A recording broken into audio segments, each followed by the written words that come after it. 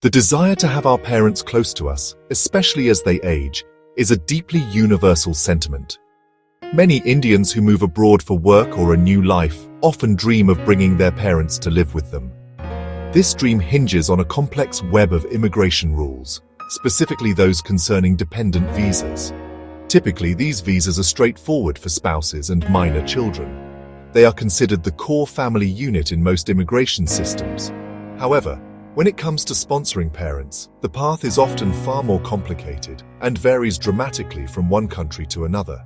The shocking truth is that for many, this dream remains just that, a dream blocked by stringent financial, medical, and dependency requirements that can be almost impossible to meet. The core concept of a dependent visa is to allow the primary visa holder, often a skilled worker or a permanent resident, to bring their immediate family with them. The logic is simple. A happy and settled employee is a productive one. Yet, the definition of immediate family is where the difficulties begin. While a husband, wife, or a child under 18 is almost always included, parents are frequently seen as extended family. Governments often worry about the potential strain on social services, particularly healthcare, that elderly parents might represent. To sponsor a parent, the applicant must usually prove a high level of financial stability. This isn't just about showing you have a good job. It often means demonstrating that you can fully support your parents without any reliance on public funds. This includes their housing, daily living costs, and critically, their private health insurance. Furthermore, a key criterion in many nations is proving your parents' dependency. This dependency must often be more than just emotional. It needs to be financial, physical, or both. The process is deliberately designed to be rigorous. Immigration departments scrutinize every detail of the application. The emotional toll of this process, filled with uncertainty and high stakes, is something that countless families across the globe grapple with every single day, making the question of sponsoring parents one of the most pressing issues in modern immigration. The United Kingdom presents one of the most formidable challenges for those wishing to bring their parents over. The rules for the adult dependent relative visa are notoriously strict, leading to a very high refusal rate.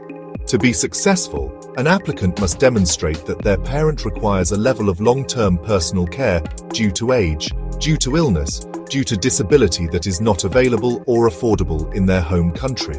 This is an incredibly high bar to clear. For example, even if a parent is elderly and lives alone in India, the UK Home Office might argue that care can be arranged locally.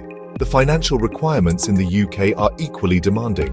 The sponsor must sign a legal undertaking, promising to support their parent for at least 5 years without recourse to public funds. This includes covering all maintenance and accommodation costs. The sponsor must also demonstrate a sufficient income, which is assessed after deducting their own living expenses. This stringent approach is a direct result of government policy aimed at limiting the impact of immigration on public services like the National Health Service. The underlying message is clear.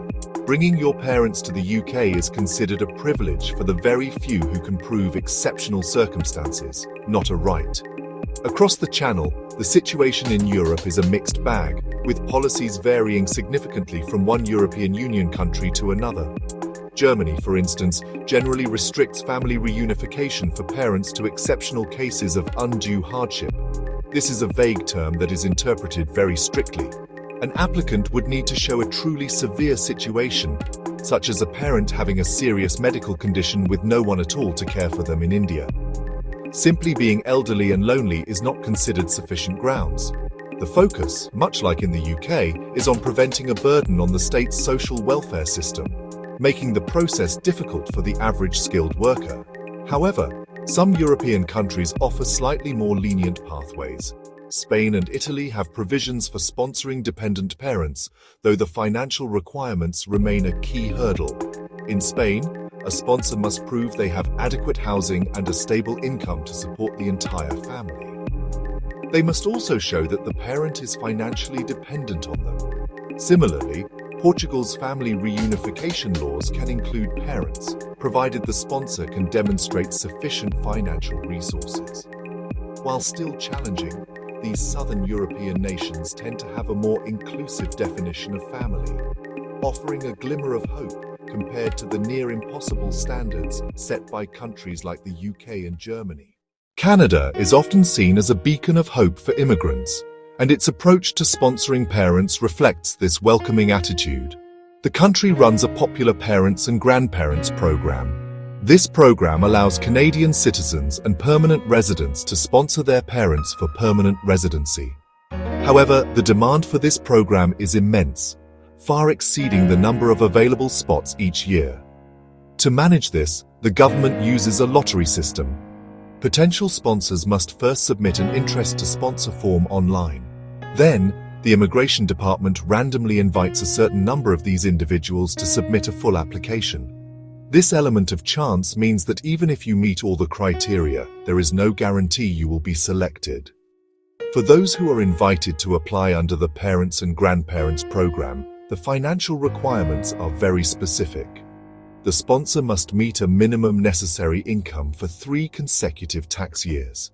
This income level depends on the size of the sponsor's family, including the parents they wish to bring. For example, a single person sponsoring 2 parents would need to show a significantly higher income than a couple without children sponsoring just 1 parent. For those who are not selected in the lottery or cannot meet the income requirements, Canada offers an alternative, the Super Visa. This is a multiple-entry visitor visa that allows parents to stay for up to 5 years at a time, but it does not lead to permanent residency. In the United States, the process for sponsoring parents is more direct, but can be incredibly slow. A U.S. citizen who is at least 21 years old can petition for their parents to receive a green card. Unlike other family categories, parents of U.S. citizens are considered immediate relatives, which means there is no annual cap on the number of visas issued.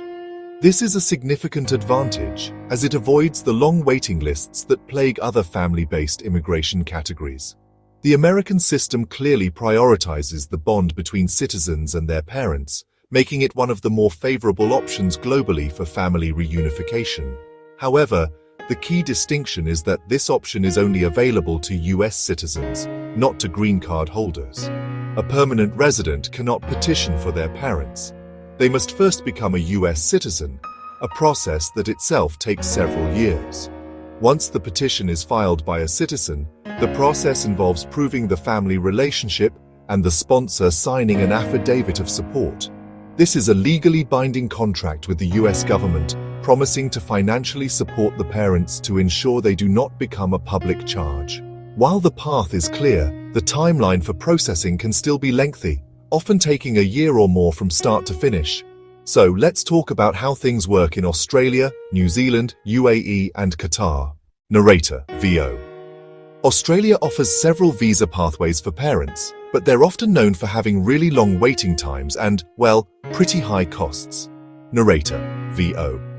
The main options are split into non-contributory parent visas and contributory parent visas. Non-contributory visas have much lower application fees, but the catch is the processing times can stretch for decades. Narrator, VO. Some estimates put the wait at around 30 years. It's often called the take a number and wait forever visa. Narrator, VO.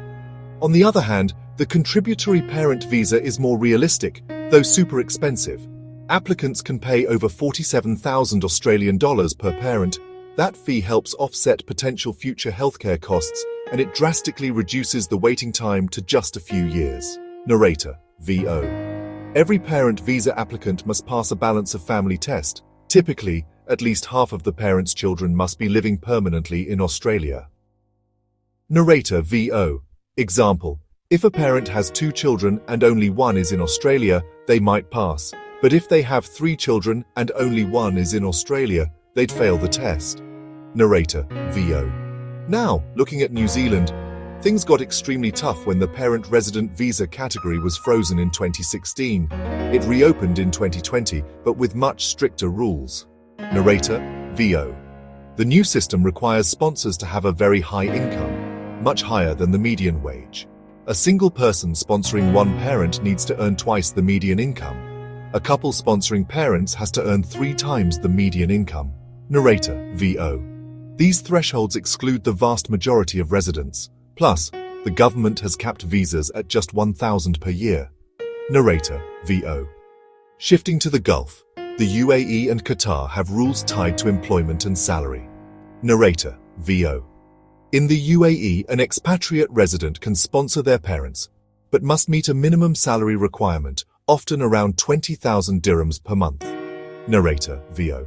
The sponsor must secure medical insurance for their parents. They also need to provide proof of accommodation, usually a 2-bedroom apartment, and critically, the sponsor must prove they're the parent's sole provider. Narrator, VO. In Qatar, the rules are similar. High minimum salary thresholds. Sponsors generally must apply to sponsor both parents together unless one is deceased or they're divorced. Narrator, VO. So these rules make parent sponsorship mainly possible for high-earning professionals. Narrator, VO. The journey to bring your parents to live with you abroad is, well, a really complex and often emotional one. Narrator, VO. Filled with bureaucratic hurdles and financial challenges. As we've seen, there just isn't a single easy answer. Narrator, VO. The shocking truth. For many, the dream of living with their parents remains incredibly difficult. Narrator, VO. United Kingdom and Germany. These countries set an almost impossibly high bar, demanding proof of severe dependency.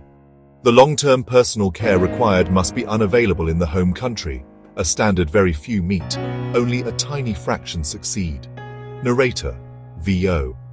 In stark contrast, United States and Canada, more structured and seemingly hopeful pathways, but each has major caveats. Narrator, VO. The United States provides a direct route to a green card for parents of citizens, but it's closed to permanent residents. Canada's lottery-based program introduces pure chance, leaving families uncertain for years. Narrator, VO. The super visa offers a temporary solution, yet it still falls short of permanent reunification. Narrator, VO. These systems show a split philosophy, family unity versus immigration limits and social resources. Narrator, VO. Australia. Contributory parent visa, exorbitant fees. Pay a fortune or wait decades. This commodifies family reunification, favoring the wealthy. Narrator, VO. New Zealand. High income requirements create a similar barrier. Gulf states, UAE and Qatar. Sponsorship tied to salary. Family life becomes a benefit for high earners. Narrator, VO. These policies reflect an economy-focused approach where family is often secondary. Narrator, VO. Ultimately, the ability to sponsor your parents depends entirely on where you live, your profession, your income, and your citizenship status. Narrator, VO. For anyone starting, thorough research and realistic expectations are essential. The path demands patience, financial planning, and a deep understanding of specific rules. Narrator, VO. Some nations are beginning to value keeping multiple generations together, but globally the trend remains cautious and restrictive. Narrator, VO. The dream is possible for some, but for many more, it remains a difficult and distant hope. Narrator, VO. Pause for reflection as music builds to thoughtful conclusion.